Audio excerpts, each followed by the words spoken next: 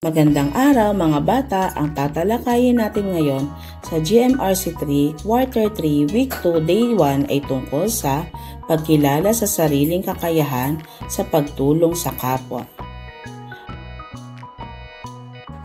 Before we begin, please don't forget to like, share, and subscribe. Thank you! Panimulang gawain. Magandang araw sa inyong lahat. Masaya ako sapagkat narito kayong lahat. Bago tayo magsimula sa aralin, tayo ay umawit at umindak.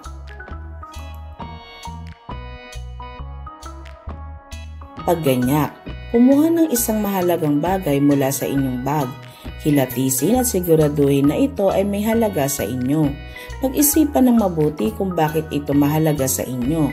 At pang-apat, may ilang mga mag-aaral na pipiliin para magbahagi ng napiling bagay mula sa bag.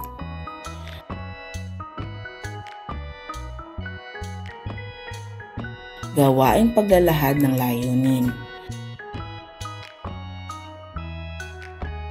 Sa araw na ito, kayo ay inaasahan na matutukoy ang mga sariling kakayahan na makatutulong sa kapwa, makakikilala na ang kahandaan na mag-alok at magbigay ng tulong ayon sa sariling kakayahan sa kapwa ay lilinang ng pagmamalasakit dito.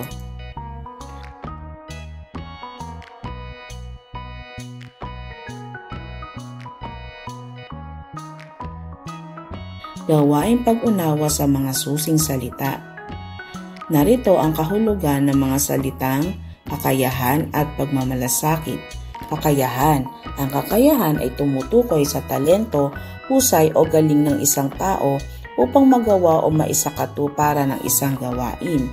Halimbawa, ang kakayahan ni Lisa sa pagguhit ay nakatutulong sa paggawa ng mga proyekto sa paaralan.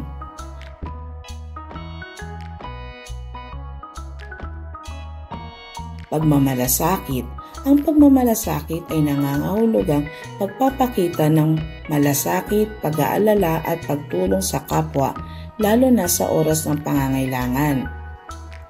Halimbawa, pinakita ni Mang Ben ang kanyang pagmamalasakit nang tulungan niya ang kapitbahay sa gitna ng bagyo.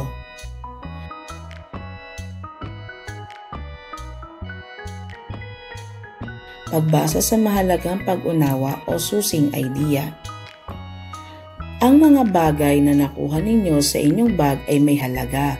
Maaring ito ay bigay sa inyo ng inyong mga magulang o ng isang tao. Kaya ito ay dapat ninyong pahalagahan.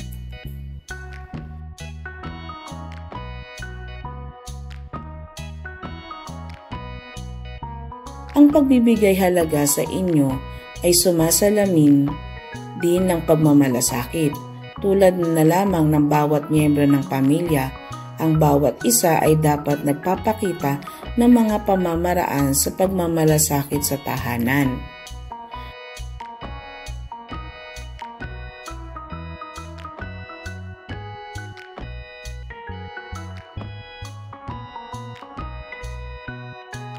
Ang ilan sa mga ito ay ang mga sumusunod.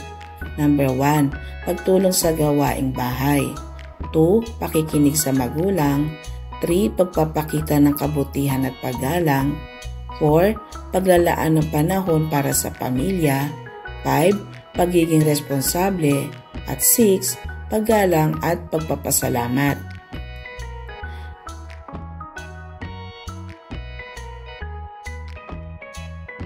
Pagpapaunlad ng kaalaman at kasanayan sa mahalagang pag-unawa o susing idea. Sa inyong kwaderno o malinis na papel, isulat ang mga pamamaraan sa pagpapakita ng pagmamalasakit sa inyong tahanan. Sumulat ng maikling sanaysay na naglalahad ng paraan sa pagmamalasakit sa tahanan. Pipili ang inyong guro ng mga mag-aaral na magbabahagi ng kanilang mga isinulat.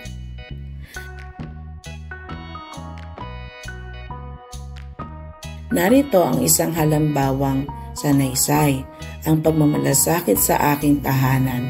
Sa aming tahanan, Pinapakita ko ang pagmamalasakit sa pamamagitan ng pagtulong sa aking mga magulang sa mga gawaing bahay. Tinutulungan ko si nanay sa pagliligpit ng mesa matapos kumain at si tatay sa pagwawalis ng bakuran. Kapag may kapatid akong may sakit, inaalagaan ko siya at tinitiyak kong komportable siya. Pinakikinggan ko rin ang mga payo ng aking mga magulang at sinusunod ang kanilang utos ng may respeto. Sa ganitong paraan na ipapakita ko na mahalaga sa akin ang kapakanan ng aming pamilya. Ang simpleng pagtulong at paggalang ay mga paraan ng pagmamalasakit na nagpapakita ng pagkakaisa at pagmamahalan sa aming tahanan.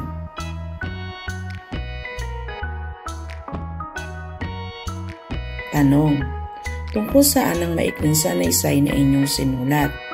Ang sanaysay ko ay tungkol sa mga paraan ng pagpapakita ng pagmamalasakit sa aming tahanan, tulad ng pagtulong sa gawaing bahay at pag-aalaga sa mga kapamilya. Number 2. Ano ang mensaheng nais iparating ng sanaysay? Ang mensahe ng sanaysay ay dapat tayong magmalasakit at magtulungan sa loob ng pamilya upang maging maayos at masaya ang aming tahanan.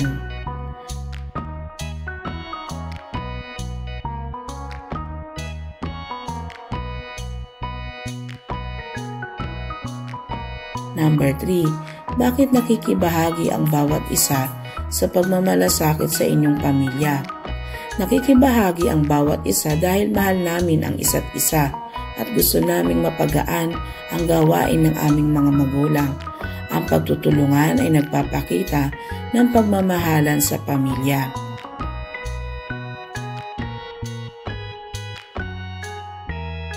Pagpapalalim ng kaalaman at kasanayan. Panuto, lagyan ng check kung ang nakasulat ay may kinalaman sa pagmamalasakit sa tahanan. Lagyan naman ng X kung ito ay walang kinalaman sa pagmamalasakit sa tahanan.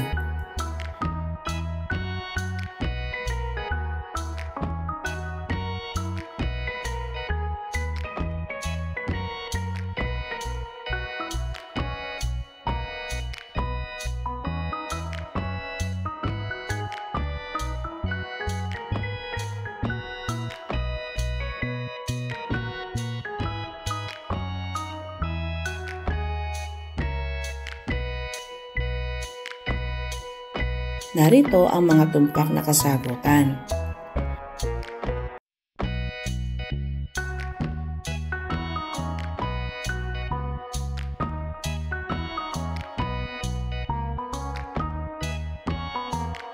Paglalapat at paglalahad. Ngayon na natukoy natin kung paano na ipapakita ang pagmamalasakit sa tahanan, atin namang aalamin ang mga kasanayang nagpapakita ng pagmamalasakit sa loob ng tahanan. Pero sa araw na ito, ating bibigyan din ang ugnayan ng sarili sa ating pamilya.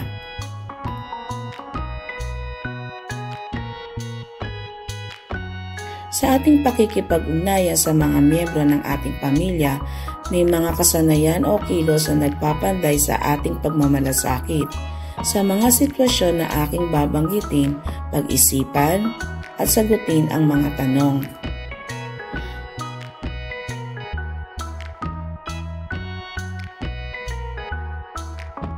Dumating ang kamag-anak ninyong balikbayan at ngayon mo lamang siya nakita. Binigyan ka ng bagong jacket ng iyong tito na galing sa abroad. Natuklasan mo na hindi ito kasya sa iyo.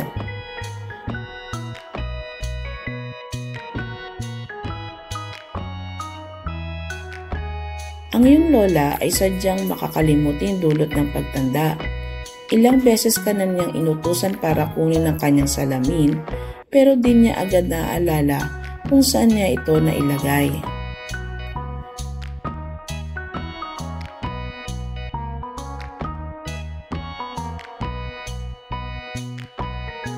Pagtataya ng natutuhan. Lagyan ng masayang mukha kung ang kilos ay nagpapakita ng pagmamalasakit sa miyembro ng pamilya at malungkot na mukha naman kung hindi.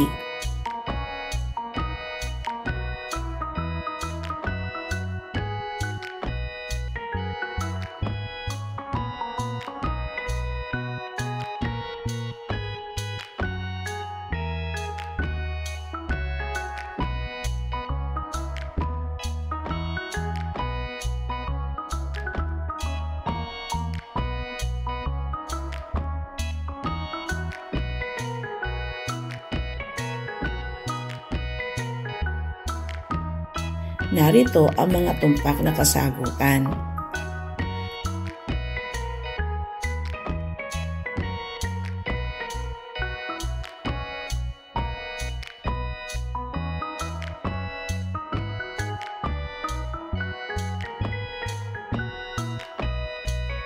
Para sa ating remediation, paggawa ng slogan. Gumawa ng isang slogan tungkol sa ugnayan ng sarili sa kapwa. Number 1, kumuha ng isang malinis na bond paper. Number 2, gamitin ang mga pangkulay. At number 3, guhitan o maaring maglagay ng disenyos sa mabubuong slogan. Halimbawa, ang pamilyang nagmamalasakit ay tinatanggap ng langit. Magaling! Natapos mo ang ating analisa